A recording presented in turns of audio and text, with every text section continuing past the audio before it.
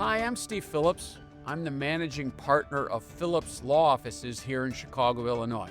I'm Stephen Phillips, also an attorney at Phillips Law Offices. And I am Michael Phillips, also an attorney at Phillips Law Offices. Here at Phillips Law Offices, we are one of the oldest and one of the most well-respected injury law firms in the state. The firm was founded in 1945 by my father, John Phillips, who immigrated here when he was 9 years old from Sicily. Couldn't speak a word of English. He and my grandmother and my grandfather came here with suitcases.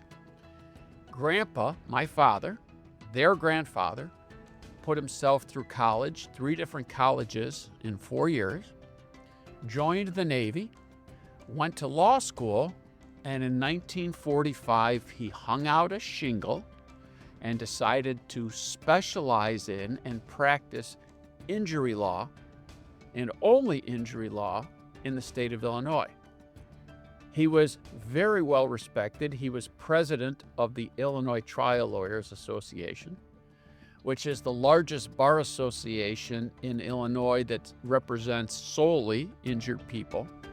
He was a prolific writer and speaker, and I was told many times in law school by guest speakers and teachers, "Your dad is one hell of a lawyer." It was pretty cool.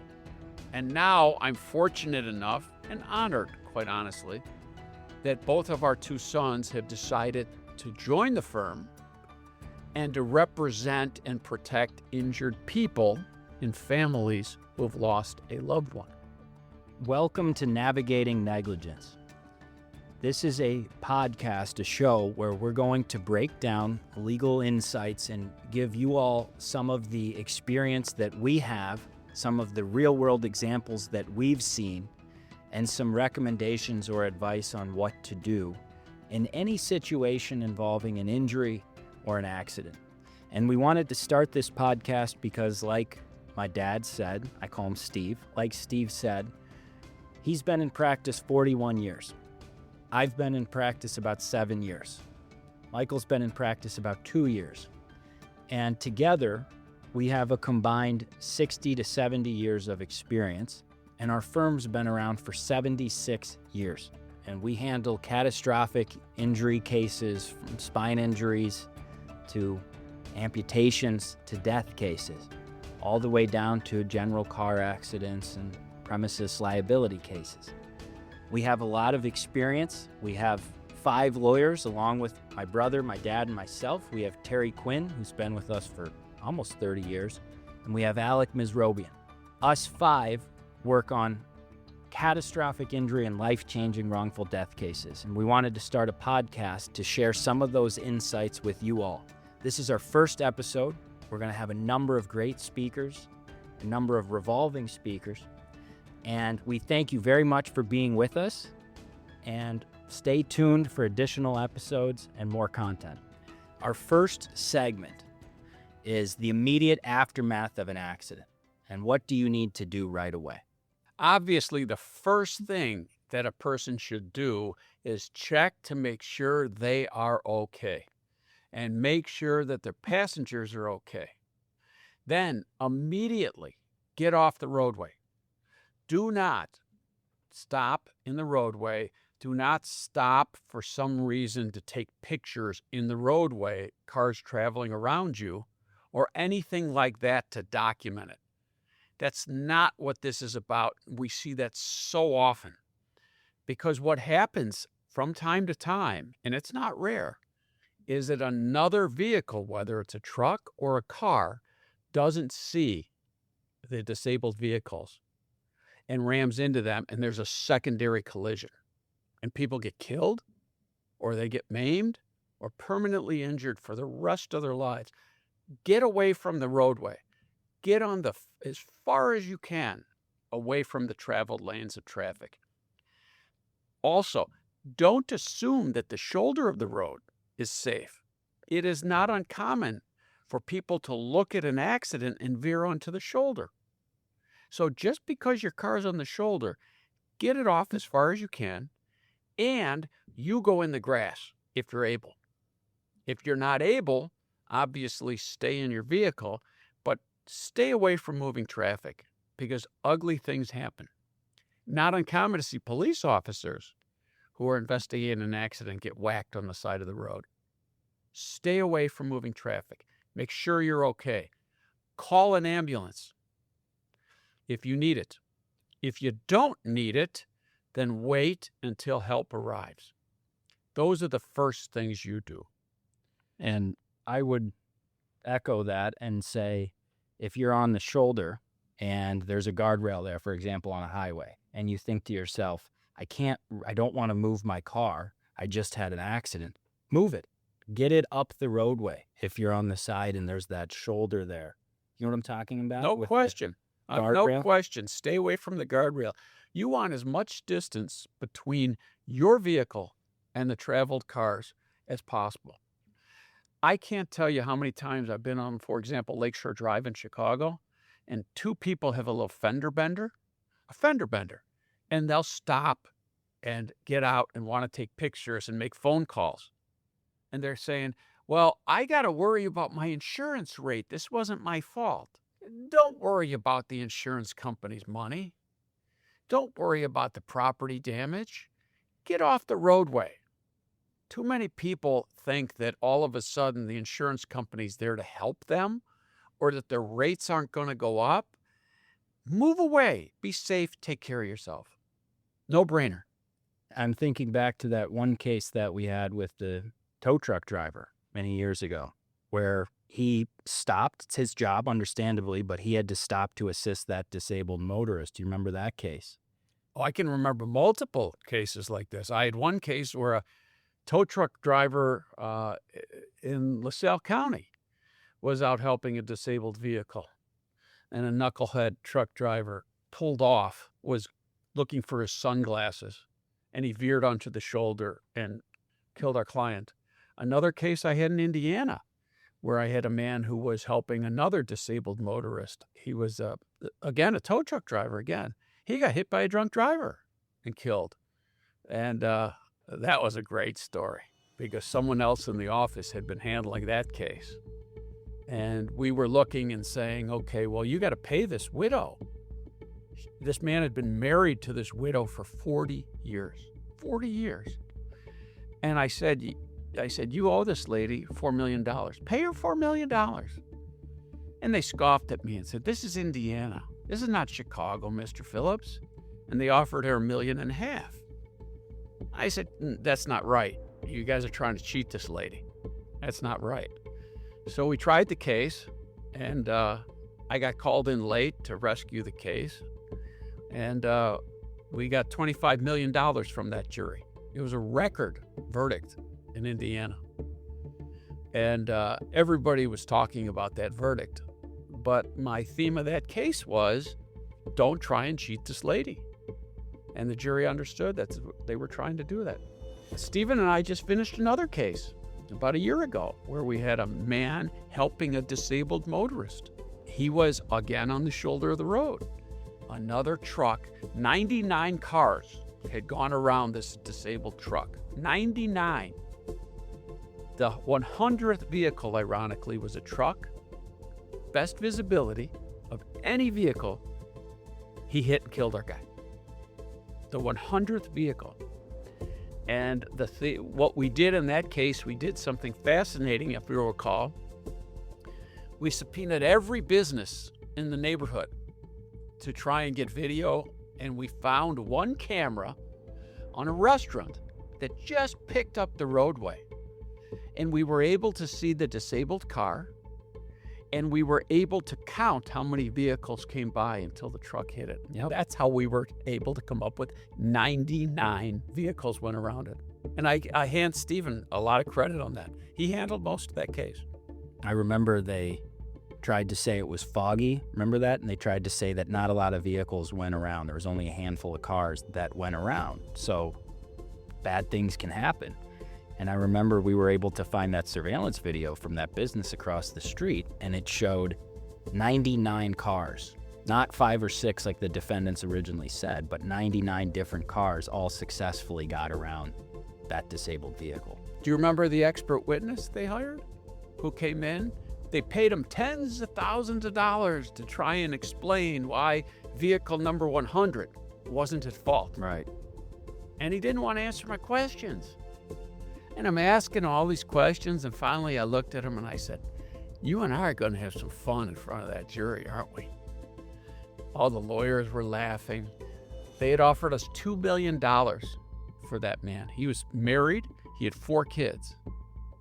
We said, no, it's 10. They offered us 5. We said, no, it's 10. They offered us 8. We said, no, it's 10. And they paid us 10. Case went away. Nice family. Yeah, really nice family. He was 48, I think, at the time. Working full-time, children, grandchildren, doing the right thing. I remember he had stopped on his way into work to help that person on the side of the road. Didn't need to, no reason to, other than he was just a good guy. Yeah, that was terrible. I have a question globally about what to do after an accident. What would you say to someone who says, I have my hazard lights on or I have flares? Isn't that enough? I don't need to get out of the way or cars should see me. Get away. We just described 2 cases where these vehicles were clearly visible, and you have distracted drivers. You have people nowadays, lots of people on the cell phone, and they're dialing up a number or they're listening to music Or texting. or texting or putting on makeup. You can't do enough. And I tell people, I say, and some people joke with me about this, is they say, well, I had the right of way, or my hazard lights were on. And I say, respectfully, you saying you had the hazard lights on isn't going to make the pain any better when you have a permanent injury. Get out of harm's way. Michael, you do a lot of the auto cases in our office, or many of them. And you do both catastrophic injury work, but also just, a regular broken bone or visit at the physical therapist or emergency room visit. So let me ask you this, in the cases that you see, what are your thoughts on photos and videos and taking photos and videos after an accident? Obviously, you should do it, but what helps you as a personal injury lawyer when you get a set of photos and you're looking at them for the first time from a client? What helps you? What do you want to see to set the scene? Well, first and foremost, there's never been a situation where a client has sent too many photos and videos. The more documentation, the more evidence you have, the better, because we can sort through and find the best for negotiating settlement. In terms of the scene itself, immediately after an accident, get a wide range of photos and videos. Sometimes we get clients who say, I took photos, we got everything. And we get a photo and it's a car zoomed in. You can't even see the wheel where the accident or the impact happened. Err on the side of caution. Take photos and videos from all angles, from close up, from far away. Get all the vehicles involved. If Yeah. it's 2 or 3 vehicles, don't just take your vehicle. You step back and get the line of cars to show what happened. Exactly. Yeah. And any skid marks Yeah. or gouges in the roadway. Debris. Very important physical evidence. Debris, skid marks, any damage. We have a saying in our office that we teach all the lawyers. Physical evidence doesn't lie. Dents, skid marks. We've had cases where a driver will say, I was only going 15 miles an hour. You say, well, really? Then why did you leave 125 feet of skid marks? And that's an eye-opener. And I've found, and maybe you guys, I presume you agree, that in a he said, she said, that's one of the phrases you hear in the law oftentimes. Well, this driver said this, the other driver said the opposite. In a he said, she said situation, without photographs, the case is pretty difficult to prove. No question. So definitely take some photographs of your vehicle, the defendant's vehicle, the scene, and even videos if you can, walking around the vehicle, if you're able to, safely and you feel up to it. Safely. Right. Safely. Stay away. 9 times out of 10. But take photographs.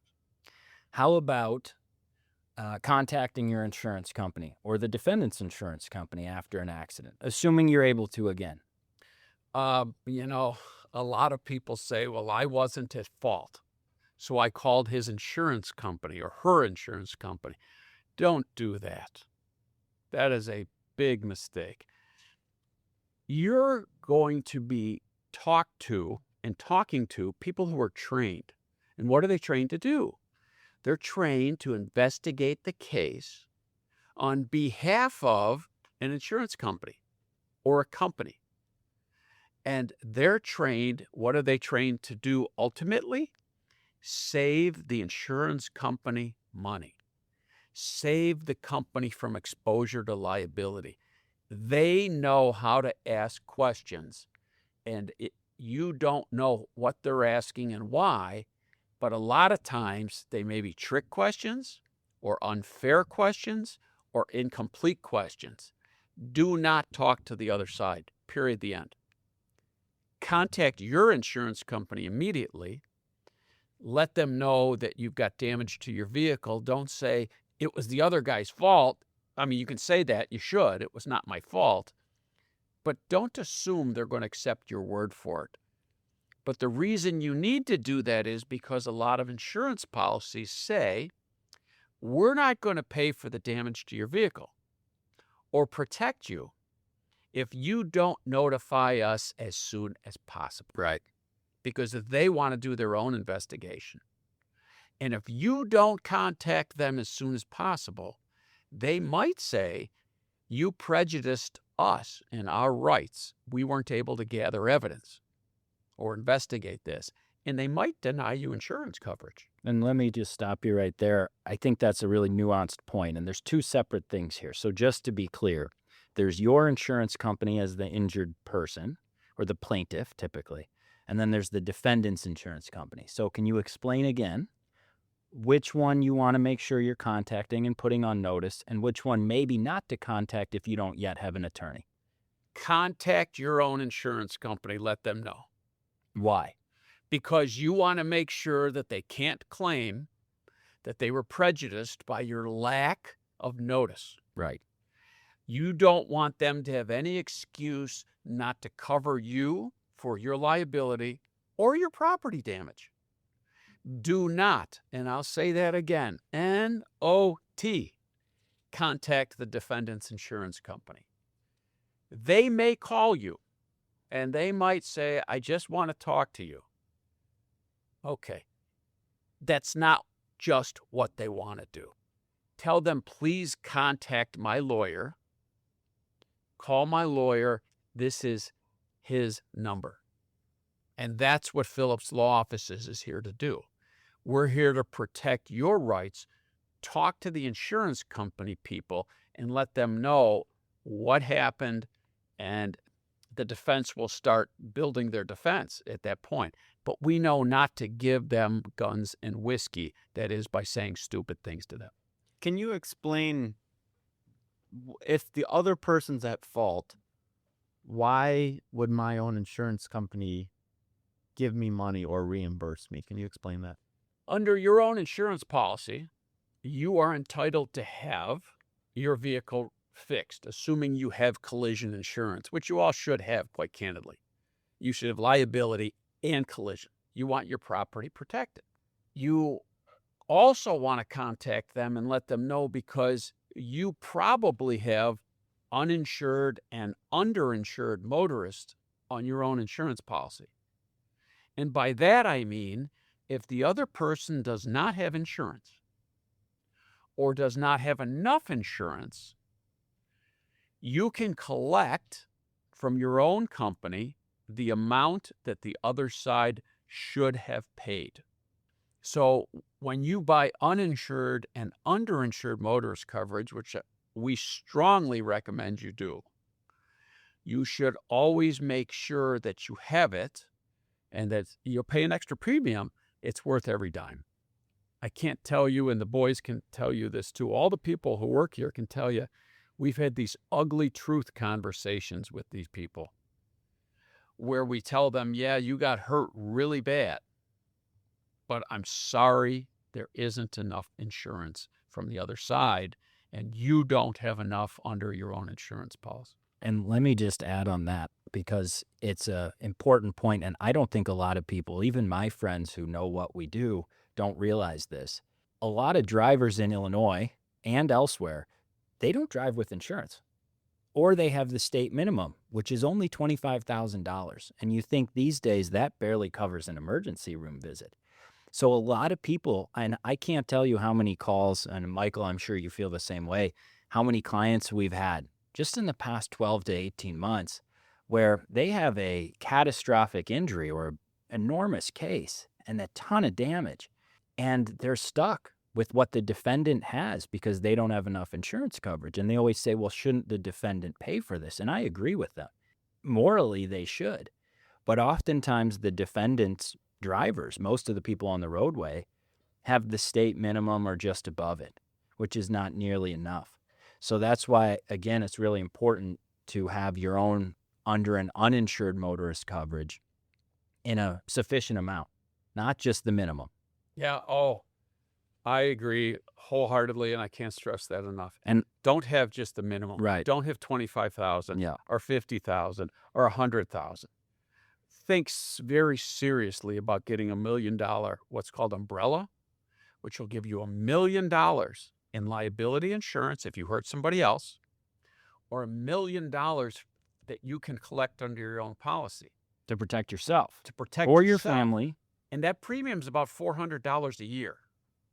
Money well spent. We just finished a case, or are finishing a case right now, where we had a lady who was an executive who was killed by a driver who came across the center line of a 2-lane roadway. A 2-lane roadway, no brainer. Shouldn't have done it. Killed her. She only had $500,000 in uninsured and underinsured motorist. Her claim was in the millions because she was a high wage earner. And she had 2 really nice kids, and all she had was $500,000. Next question. Okay, so that's what's called under and uninsured motorist coverage. Next question for you guys. Is there any obligation under your own under and uninsured motorist coverage to talk to them, to give them a statement, to cooperate with them, your own carrier? There is an obligation that you talk to your own insurance company and notify them of the accident.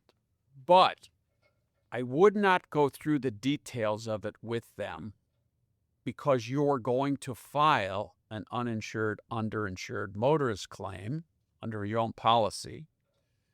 And you want to make sure that they've got the right to ask you the details about how it happened.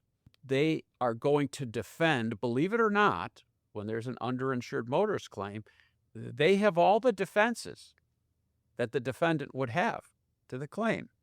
It's as though they're defending the defendant, the wrongdoer.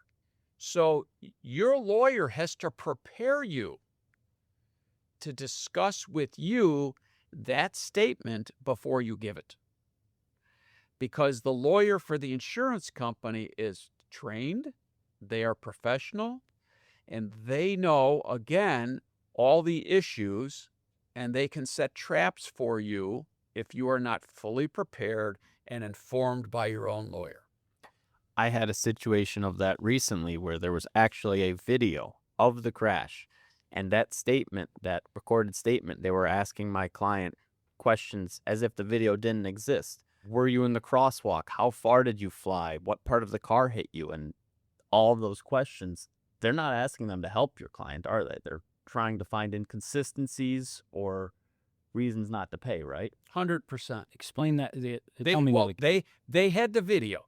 The video told the story. Yet they were asking questions of our client that they knew were inconsistent with the video. That trying to trap him or to trick him to say things to affect his credibility, so then they could say, we don't believe your client. We think your client, if your client's lying about the accident, your client's lying about his pain and his injuries. And that affects the entirety of the case. And it's wrong because your client's not a professional. They don't know how to describe things like the lawyer does who's setting them up. With that in mind, let's say you have the claim open you're proceeding forward with a lawsuit or an injury claim, and you mentioned making it seem like the client's not telling the truth or the client's lying. One of the questions that I always get, or that I don't think people realize, is social media and people using social media during the pendency of their case. I just had a case, well, we've had many cases where we inform or tell the client, please don't use social media. It's not a smart idea to use social media during this case. And they do it anyway, despite the recommendation not to. And they say, well, I'm private. My social media is private, right, Michael? That's what they say. I remember you spent an entire summer basically having to go through, pursuant to court order, one of our clients' Facebook. He had 2,000 posts on Facebook during the pendency of the case. And Michael had to sort through every single post, screenshot it, make a little comment about it, what it showed. And we had to produce that to the judge.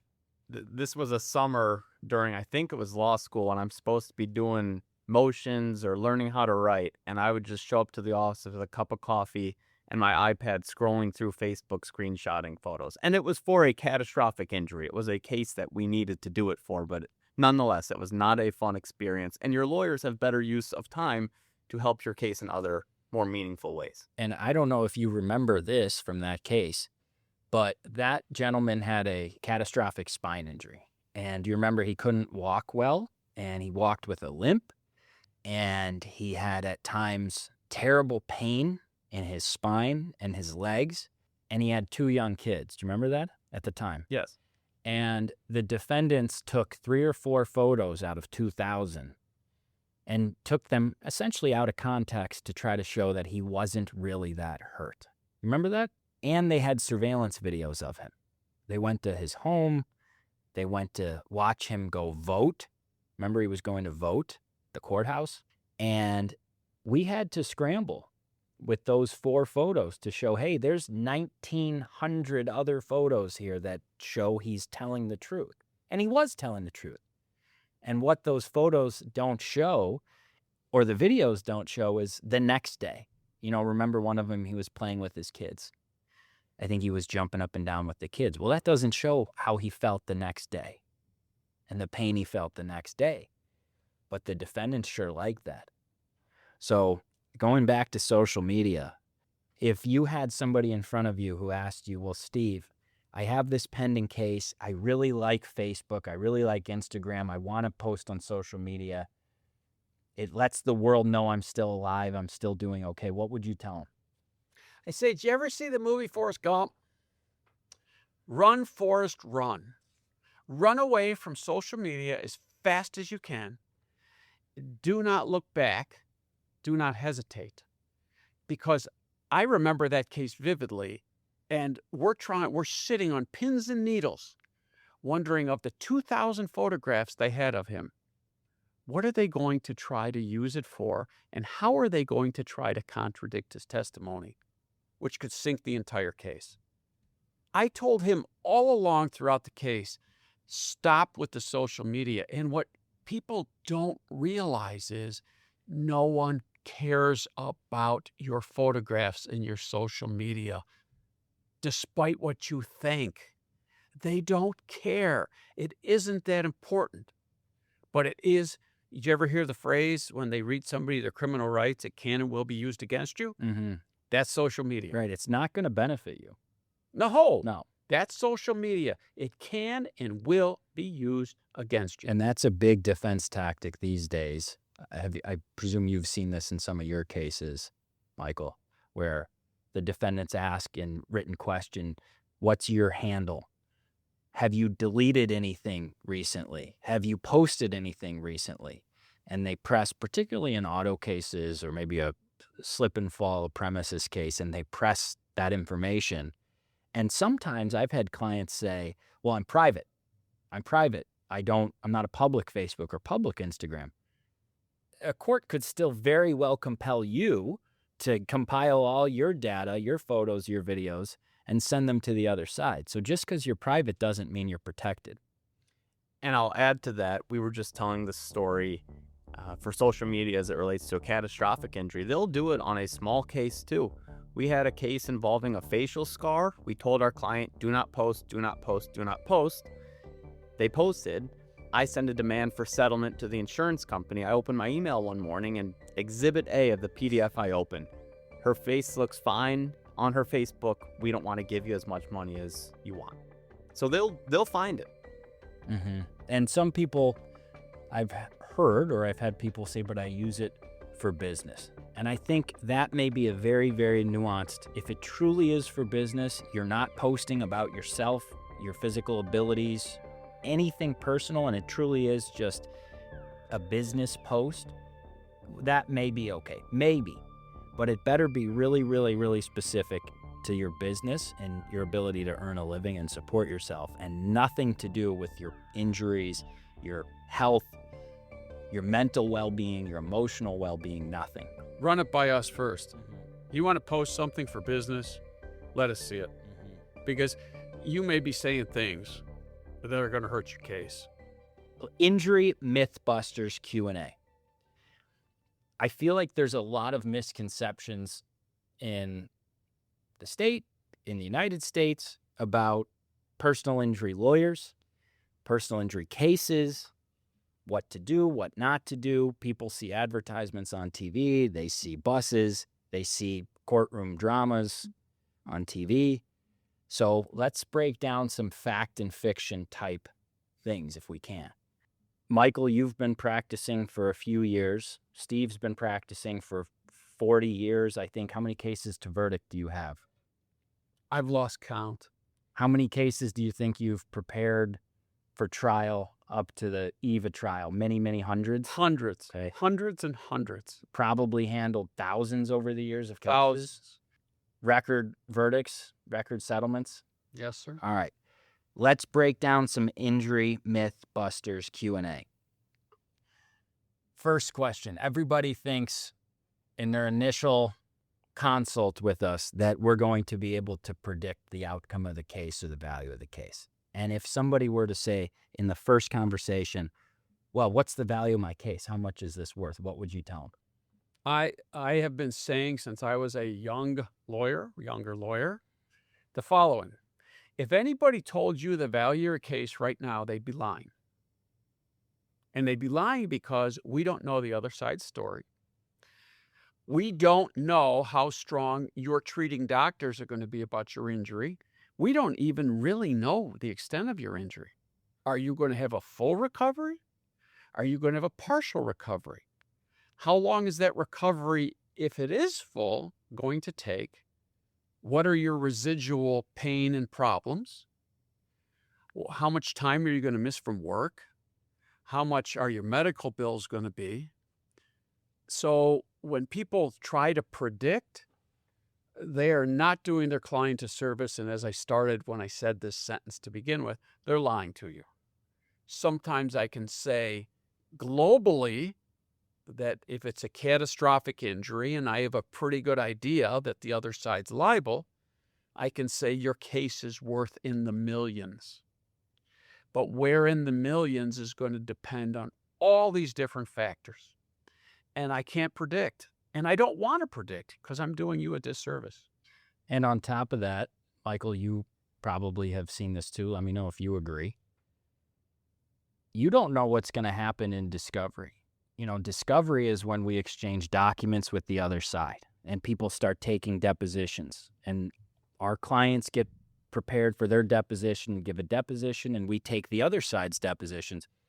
And you don't know what documents the other side may produce or not produce. And you don't know if there's going to be something in there where they admit, you know, the doctor, when he was performing the surgery, hadn't slept in 36 hours and fell asleep when he was inserting the instrument.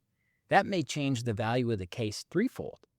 Or alternatively, your client may say something in the deposition, and I've had to look at a client after a deposition and say, you know, because of some of the things said in this deposition, we're going to have a really hard time proving your case.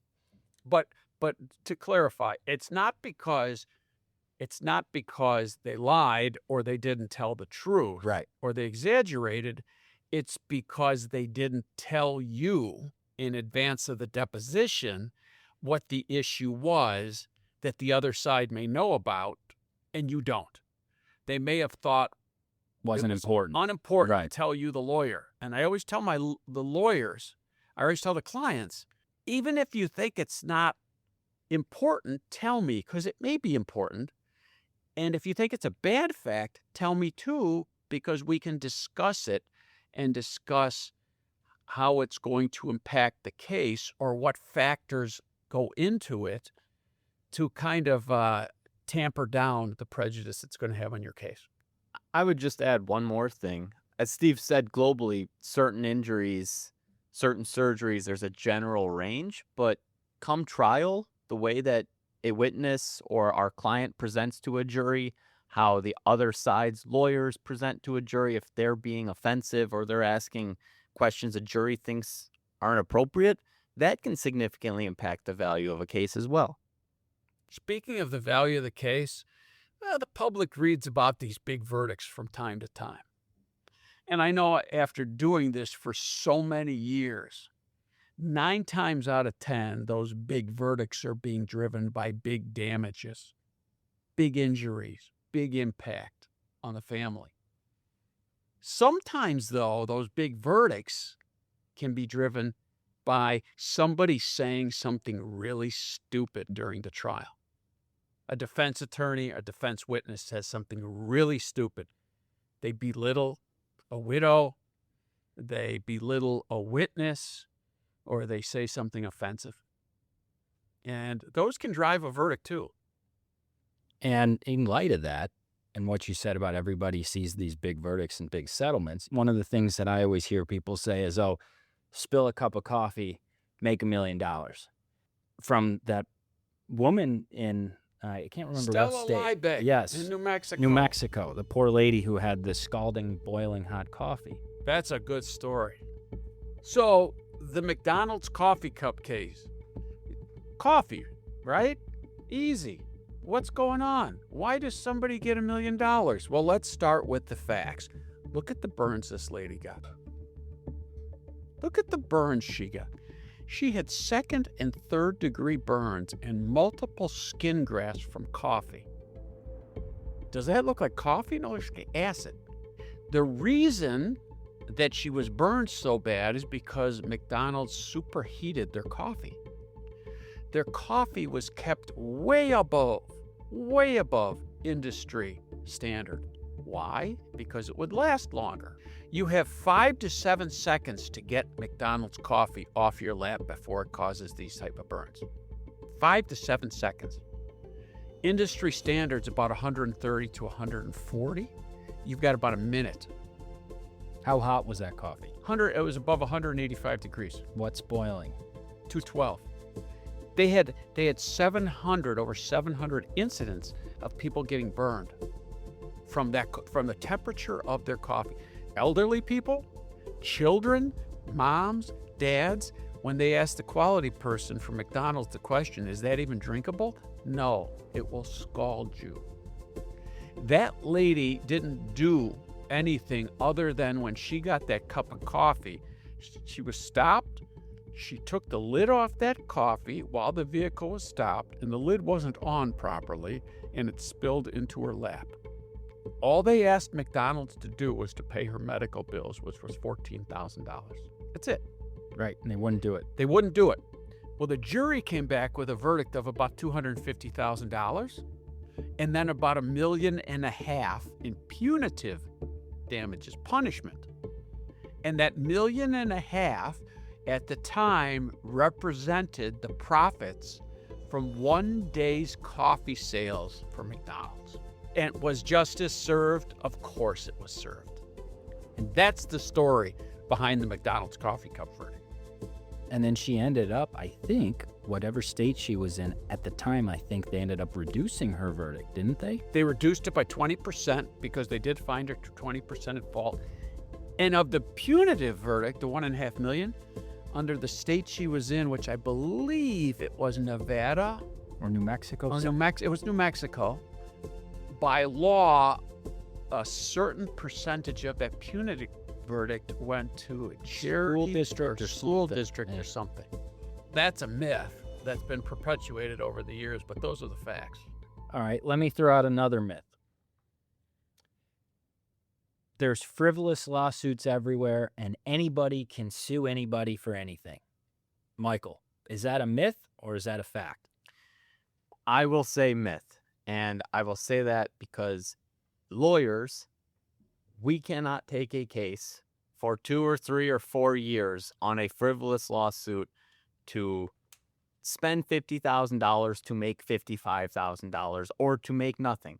It does not benefit anyone to go through on a case like that, and good luck finding real competent legal representation on something that doesn't have merit. Have you ever had, and I've had it, have you had friends or friends of friends or relatives who have said something like, you guys as plaintiffs, lawyers, or injured people bring frivolous lawsuits and there's a lawsuit crisis in America? Have you ever heard that? Yes, and from my friends who will remain anonymous, who work in insurance at companies that are making billions and billions and billions of dollars, I do hear that. And then I tell them, we have cases in our office involving amputees. We have cases in our office involving deaths of fathers of 5. That's the line of work that we're in, handling real cases. And it doesn't benefit us. And we aren't going to get paid by anyone if a jury of 12 ordinary people see through a illegitimate case. At the end of the day, the value of a case is determined by ordinary citizens, which is candidly a really cool thing about our judicial system. And if they think it's frivolous, then we're going to have to think it's frivolous too. And let me throw this out there too. When you file a case, if a case is potentially unmeritorious, what happens next? Motion to dismiss. The court gets an opportunity right from the outset of the case to say, no, this case can't go forward. And the court gets to accept argument from both sides and decide right from the beginning, before anybody's entrenched in their position, whether or not the case should go forward. Right? Right. And then depositions and document gathering, and then the defendants get another opportunity to dismiss the case at summary judgment. Right? Right. So they get multiple opportunities, if a case they think is not meritorious, to get it dismissed. And just going back even before the outset of a case, this isn't something that a lot of people know. At least in Illinois, a physician, a doctor, has to sign off anonymously, but they still do have to sign off on the merits of a case. And so we've had situations where the client says, you got to file this case for me. We got to file this case. We'll go through 2, 3, 4 doctors, and they don't want to put their name on this case. So there are implicit systems in place to keep out cases that shouldn't be in the court system. And let me just expand upon that a little bit and explain that. In Illinois, in order to file a case in medical malpractice, which is a different type of case than a personal injury, auto accident, or a fall at a construction site, right? It's a Yes. different, it's the same area of law, negligence, but it's a different type of case. Fair? Yes. All right. In Illinois, a physician has to sign off on a written report saying, I believe, as a physician in that area of medicine, the same area as the defendant, that this case should move forward and there was malpractice, right? Absolutely. And then we can temporarily, or most of the time rather, it's anonymous, right?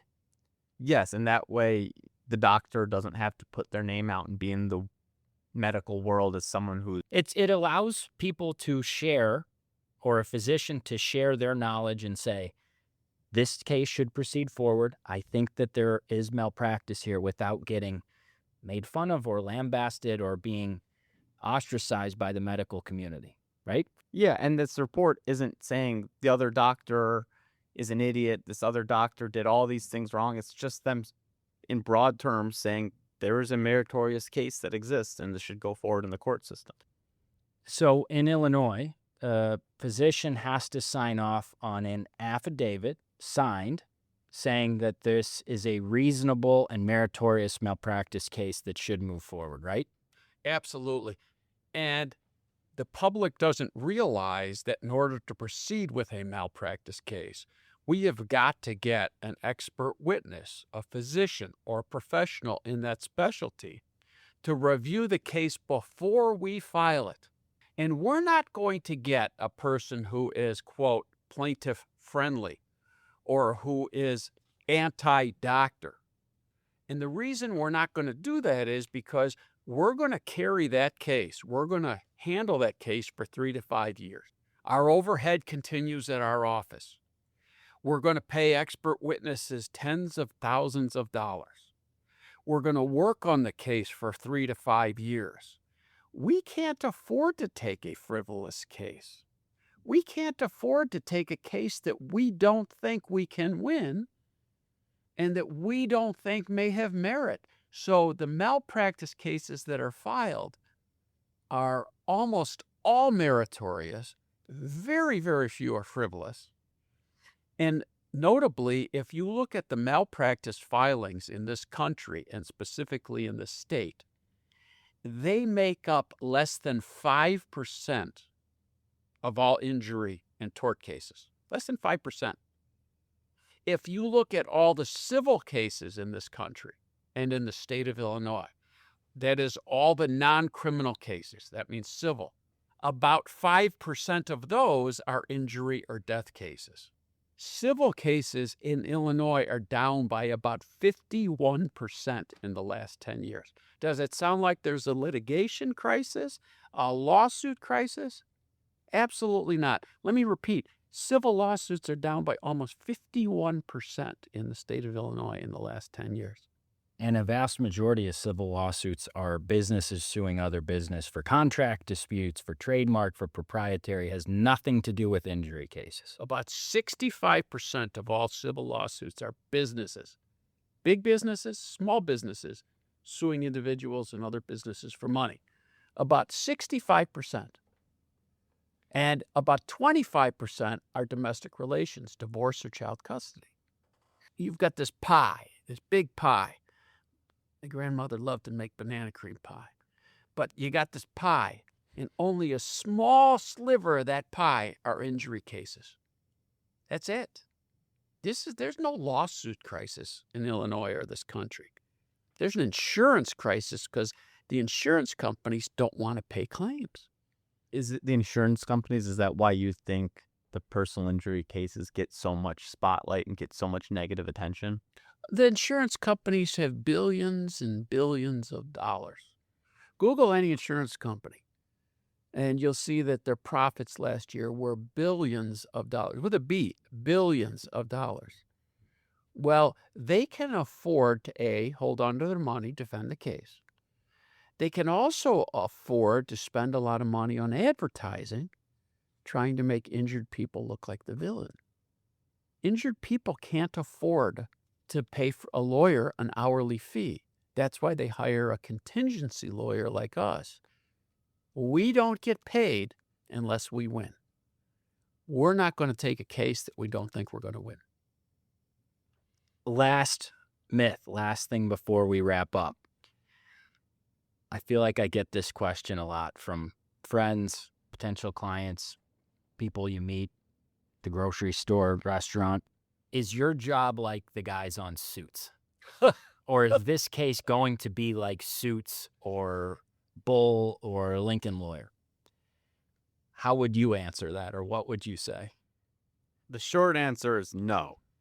For what it's worth, Better Call Saul, I think it's somewhat accurate, but by and large, the answer is no. There's a few movies, I think.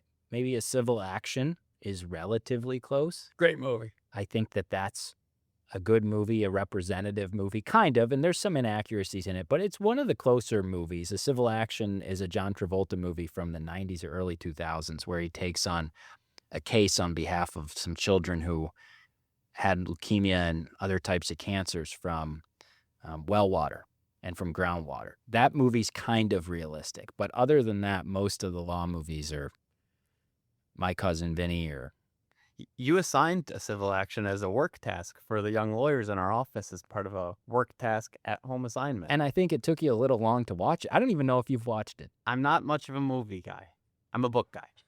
But in all seriousness, if there's a movie called A Few Good Men with Jack Nicholson as the crazy general or colonel and Tom Cruise. And Tom Cruise ran up a lot of blind alleys to find the key to that case, to defend his clients. And Nicholson was the bad guy. And Cruise took him on in the courtroom. And he had some backbone to go after him, even though he was the colonel. And he broke him. He got Jack Nicholson to admit he called a code red. I've seen that in a courtroom. Let me ask you that. Have you had any code red moments? Any Tom Cruise, Jack Nicholson, you can't handle the truth moments? Absolutely. All right, give us one quickly. Oh my gosh. I've had so many of those over the years. The ones that stand out the most was that I had in a case the former president of critical care medicine against me in a case. And when I took his deposition 2 years before that, he would not answer my questions. He played games. All he ever said was, "I'm the former president of the American Society of Critical Care Medicine." And I said, "You need to answer my question." He wouldn't. When I was getting ready for trial against him, I'll never forget it. I had prepared for weeks. The night before he hit the stand in a 4-week trial, we're exhausted. We're 3 weeks into the trial. The night before he hit the witness stand, I got to the office at 2 a.m. because I woke up. And I said, I got to rewrite my cross-examination. It wasn't what I wanted to do. And I rewrote my cross-examination. And a big part of it was an article that he wrote that was saying the opposite of what he was saying in the trial.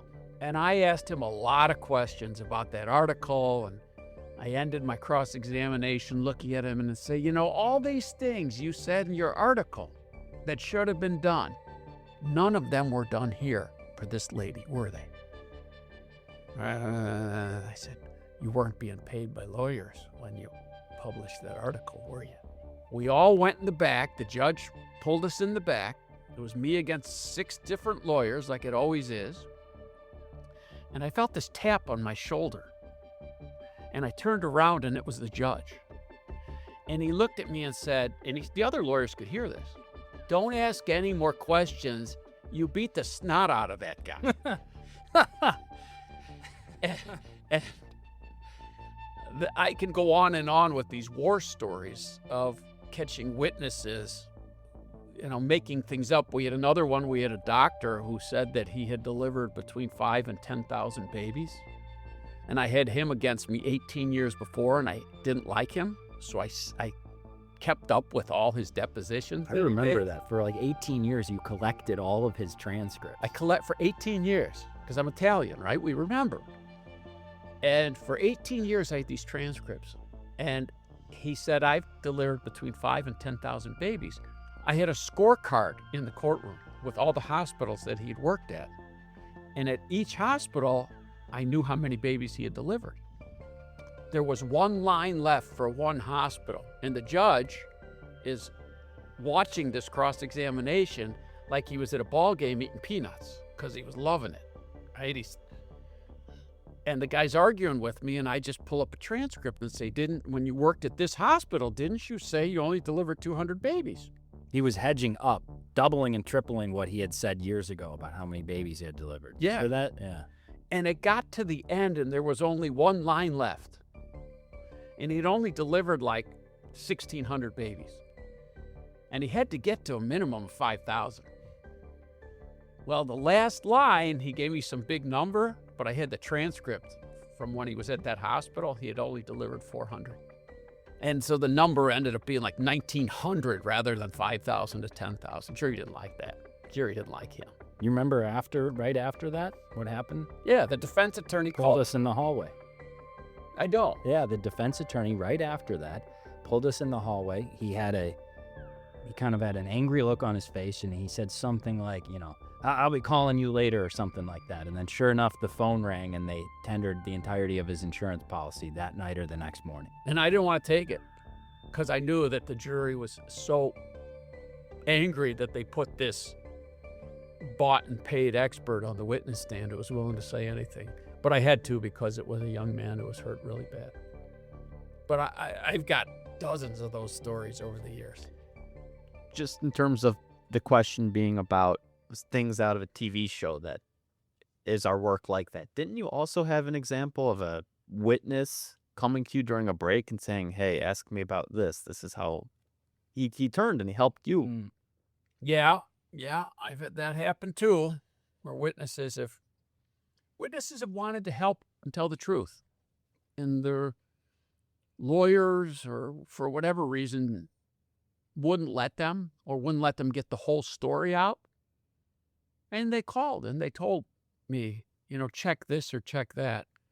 I could go on and on with these stories. You got quite a few over the course of my career, but it's been some pretty cool stuff. We tried a case in Janesville, Wisconsin that they told us we could never, ever win. You'll never win up here. I kept a foreperson on the jury, a lady, a nurse, in a malpractice case. And they said, why would you keep a healthcare professional on the jury? I said, because I liked her Harley Davidson jacket. I thought she'd be a maverick. Well, she ended up being the foreperson. And we got this young man a really nice verdict in a small town because we proved that despite the doctor being a nice guy, he screwed up. He was negligent. Anything else before we wrap up? I don't think so, except I would urge everybody to call their insurance broker and tell them, give me a price on uninsured and underinsured motorist umbrella, personal umbrella, for $1 million. And not just liability that's going to protect others, but I want to protect myself. And I would just add, we talked on a multitude of different topics today, and we kind of started talking about in court, pre-suit, at the scene. You could spend hours going through all of these. And I'm sure we'll have other episodes where we go in more in depth on each individual topic. But in the meantime, if you have a question, by all means, reach out to us. We'd love to talk about it. We sometimes, at least I sometimes, take for granted what we do is something that a lot of the public doesn't get an opportunity to see. So I'm always happy to fill my friends and family in on the law.